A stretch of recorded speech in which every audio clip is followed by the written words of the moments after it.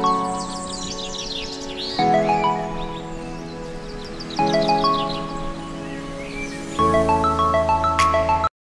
Hello नमस्कार सगळ्या माझ्या गोडताईंचं मैत्रिणींचं पुन्हा एकदा स्वागत नवीन व्हिडिओ व्लॉगमध्ये। चला तर ताईंनो, आज ना करंजीचं सारण मी इथे बनवायला घेतलेलं आहे। तर 3 वाट्या खोबरं खिसून घेतलेलं आहे, 1 वाटी बारीक रवा घेतलेला आहे, 2-3 चमचे अंदाजे आपलं हे टाकलेलं आहे, तूप टाकलेलं आहे आणि सगळं सारण मी इकडे भाजायला घेतलेलं आहे। तर मी सारण भाजताना फक्त त्याच्यात साखर आणि साखर म्हणजे साखर असतेच, खोबरं आणि रवा टाकते।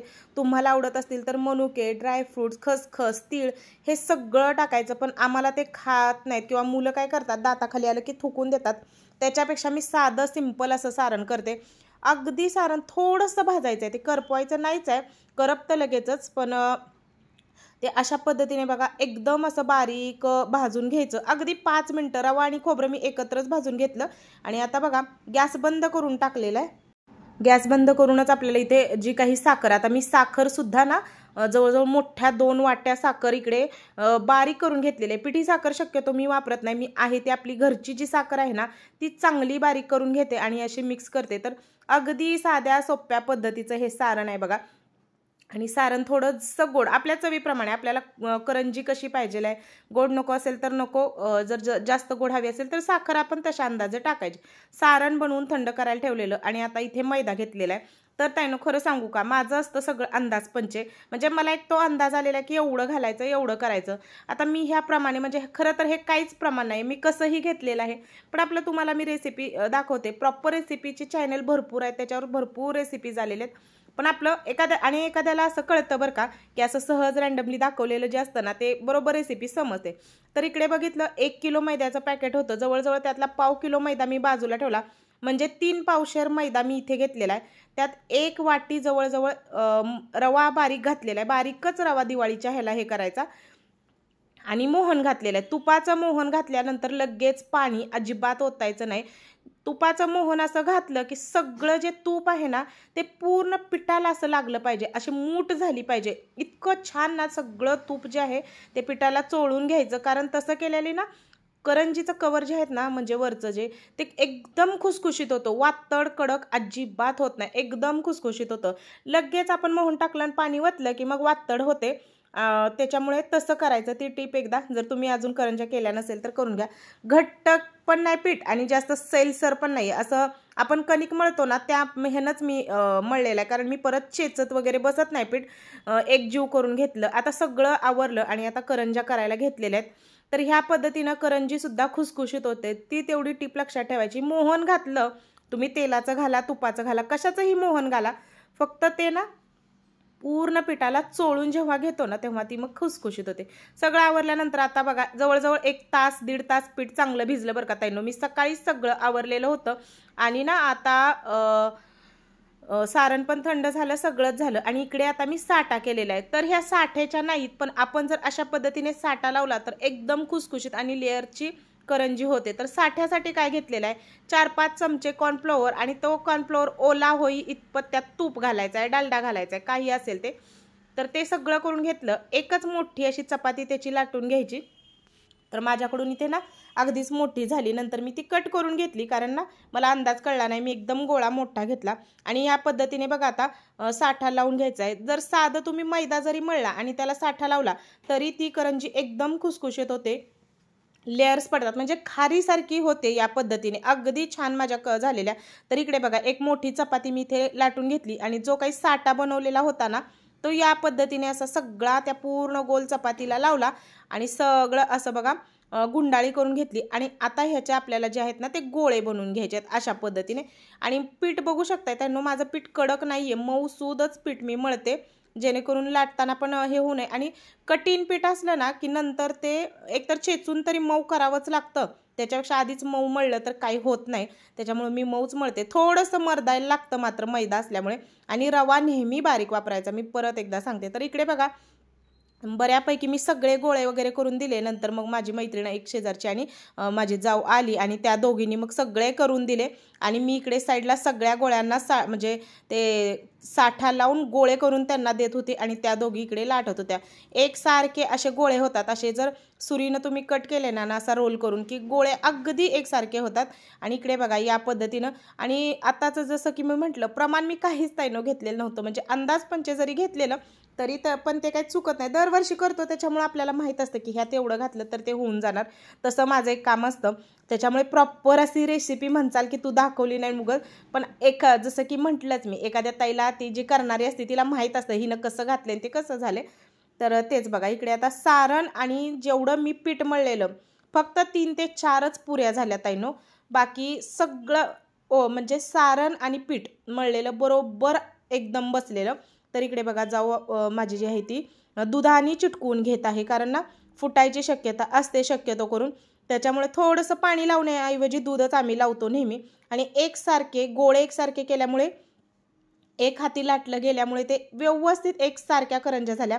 आणि तेलाचं टेम्परेचर एकदा पहिल्यांदा तापवून घ्यायचं आणि नंतर गॅस बारीक करायचा. कधी पण कितीही तुम्ही पदार्थ चांगला केला आणि तो जर तळणात फसला तर तो काही त्याचा उपयोग नाही. आणि शक्यतो करून तळणात फसतं आणि जर करपट वगैरे जास्त झालं तर मग मात्र खाऊ वाटत नाही. तर इकडे बघा अशा पद्धतीने कोरून पण आम्ही घेतो. आता सगळेच म्हणजे घेतात तीच पद्धत आहे करंज्या करायची. पण ही करंज्या खरंच खूप छान होते. मी नेहमी तसं करते.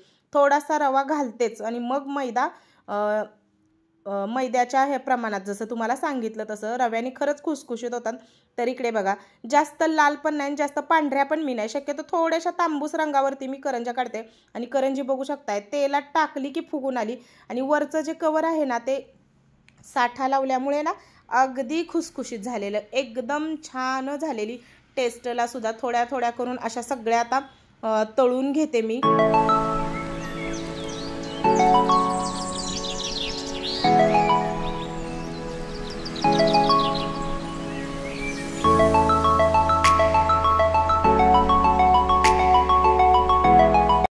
तर एकटं करण्यात आणि असं एकत्र करण्यात खरंच मजा वेगळी असते. कोणीतरी असलं ना बरं पडतं.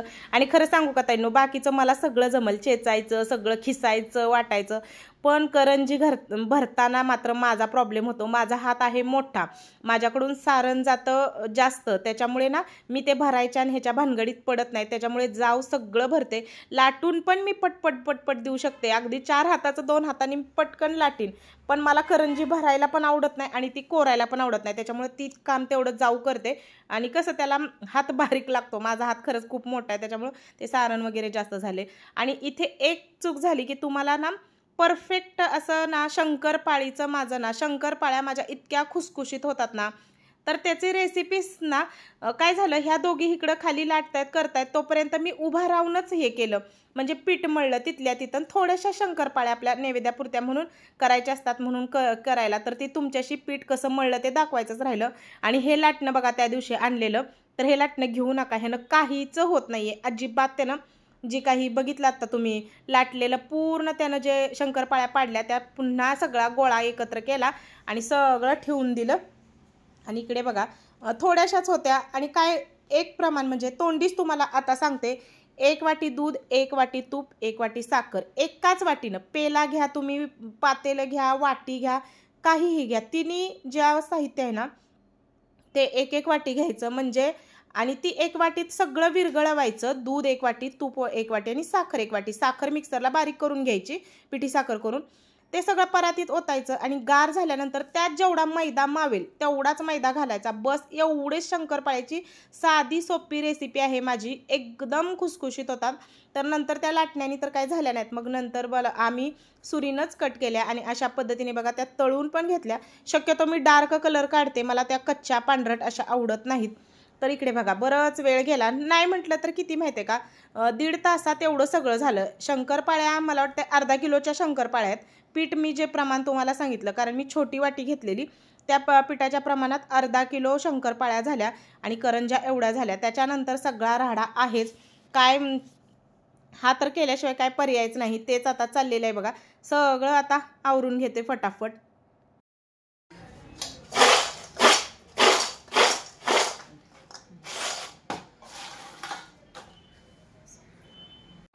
बघितलं ताईंनो करंजी आणि करंजी तर तुम्ही बघतायच, शंकरपाळी सुद्धा तुम्हाला दाखवली, एकदम खुसखुशीत होते. काही शंकरपाळीला घालायचं नाही, एका वाटीचं प्रमाण ठेवायचं, तिन्ही साहित्य एका वाटीचं. मी रवा बिवा सुद्धा घालत नाही अजिबात. आहे असा नुसता मैदा मळते. खरंच नुसती तोंडात घातली की ती शंकरपाळी विरगळते, एवढी मस्त मऊ होते. पीठ जास्त पण घट्ट करायचं नाही आणि जास्त पातळ पण ठेवायचं नाही. मगाशी तुम्ही बघितलं तसं व्हिडिओमध्ये. तर आता बघा सगळं माझं घरातलं आवरून झालं, सगळं झालं आणि आता करंज्या थंड झालेल्या आणि म्हटलं ठेवावं. एक्झॅक्ट आहे नो, एक जास्त ना एक कमी, 100 करंज्या बरोबर आजच्या झाल्या. कारण मी भरताना दोन ठेवल्या आणि त्या मोजल्या सगळ्या.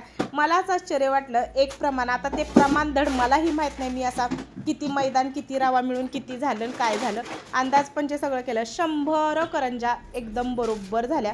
करंज्या वगैरे सगळ्या पॅक करून ठेवल्या आणि आता बघा शंकरपाळ्या सुद्धा थंड झालेल्या होत्या. परत एकदा भांडी पडली. हे सगळं करत असताना बाकीची सुद्धा साईड बाय साईड भरपूर सारी कामं असतात. त्यात आता पुढच्या रविवारी, म्हणजे आज पण रविवारच आहे आणि पुढच्या रविवारी तेजसला सोडायचं आहे. ते एक आता हे आहे, मला ते आवरायचं आहे, म्हणूनच मी दिवाळी लवकर करून घेतली. आणि आता उद्या म्हणजे रविवारी मी हे करणार आहे, बेसनाचे लाडू आणि राहिल्यात चकल्या. ह्या 2 पदार्थ झाले की झाले. आणि चिवडा आमच्यात कुणालाच आवडत नाही ताईंनो, अजिबात नाही. मी जमलं तर विकासचा चिवडा आणणार आहे 1/2 किलो. पोरी खात्या म्हटलं किंवा लक्ष्मीपूजनाला लागतो म्हणून. आणि अनारशाच्या पिठाबद्दल एका ताईंनी काल विचारलेलं होतं, तर मी ते शेंगा काढायला रानात गेले, त्याच्यामुळे सगळा प्रॉब्लेम झाला. मला ना अजिबात लक्षातच नाही ती गूळ मी मिक्स केला. ते सगळं तांदूळ भिजवलेले तेवढ्यात तुम्हाला दाखवले.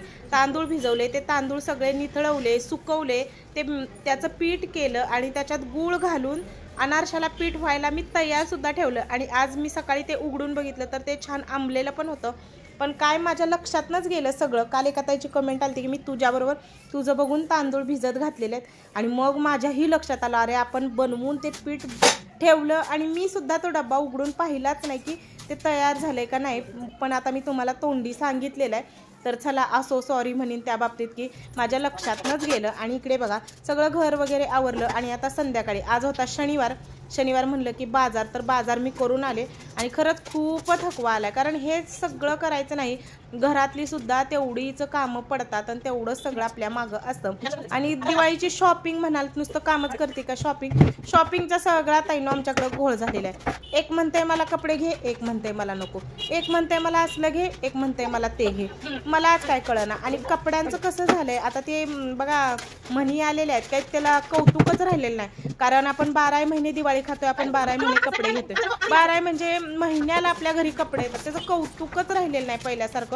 त्याला असं झालंय. आम्हाला तर मीच म्हटलं की पोरांना, अरे आम्ही आमच्या म्हणजे आईबाबांच्या इतकं मागं लागायचं, म्हणजे कपडे घ्यायचे कपडे. पण तेव्हाचे आई वडील कसे, अगदी दिवाळीच्या आदल्या रात्री सुद्धा म्हणलं तर जाऊन आणायचे, पण तोपर्यंत दम नसायचा. किती आपण मागं लागायचो, कपडे घ्या. आणि ही पोरं हे मला आहे ते मला आहे. माझ्या पोरांचं तर तसं झालं, कपडे घ्यायचं म्हणलं की मम्मी मला असला ड्रेस आहे, मम्मी मला तसला ड्रेस आहे, मला शर्ट आहे, मला हे आहे. सगळ्यांचे असं सगळं चाललंय. बघूया अजून आहेत पुढचे दिवस काय म्हणतात. आवडले तर कपडे घ्यायचे, नाही तर नाही. तर आता जसं की बघितलं तुम्ही बाजार होता, मी बाजार करून आले. नंतर जवळजवळ 5:30 वाजले ताईनो. कंटाळा खूप आलेला, तरी पण मी सगळं आवरून बाजारला गेलेले. अनुष्काने बघितलं सगळा बाजार मोकळा केला आणि मग मी तो सगळा व्यवस्थित ठेवला. चला तर ताईनो बघितलं, आज शनिवार होता, सगळा बाजार झाला, सगळं झालं. आणि माझा कलर काय अजून थोडासा चेहऱ्याचा व्हायला लागलाय, हाताचा वगैरे काय कलर बघा माझा, असू दे.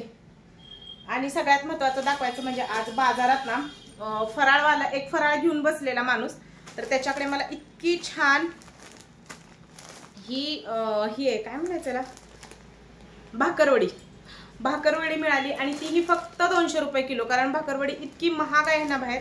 आणि ही इतकी मी तिथं खाल्ली, एक दोन खाल्ल्या, टेस्ट केल्या, एकदम खुसखुशीत, एकदम छान होती. आणि 200 रुपये किलो म्हणजे खरंच काय नाही. आणि टेस्ट होती ताजी, एकदम तेलकट वगैरे काय नाही, म्हणून मी 1 किलो आणली. कारण पोरांना ही खूप जास्त आवडते. आणि कसा वाटला आजचा व्हिडिओ, करंजा वगैरे झाल्या. कालच एका ताईंची कमेंट आलेली, जसं की मी बोलले व्हिडिओमध्ये, तर करंजा झाल्या, शंकरपाळ्या झाल्या. उद्या करणार आहे मी चकल्या. चिवडा आमच्या घरात कुणालाही आवडत नाही, त्यामुळं चकल्या केल्या की उद्या शेव थोडीशी करणार. आणि बहुतेक मग माझं झालं बेसनाचे लाडू. हो, बेसनाचे लाडू राहिलेत, अजून अनारशाचं पीठ मी करून ठेवले ते बघितलेलं नाही. आणि तर हेच दाखवायचं होतं म्हणून मी बोलायला लागले की ह्या छान अशा मला भाकरवडी मस्त अशा खरंच खूप टेस्टी आहेत, चांगल्याच आहेत. आणि आता म्हटलं चला पोरांना आवडतात ते काम झालं. आणखीन आता मला सगळं आवरायचं आहे. आणि या व्हिडिओचा पण मी इथंच एंड करते. व्हिडिओ जर आवडला असेल तर नक्की एक लाईक, शेअर आणि सबस्क्राईब करा. चला सगळ्या माझ्या गोड ताई मैत्रिणींना बाय, गुड नाईट.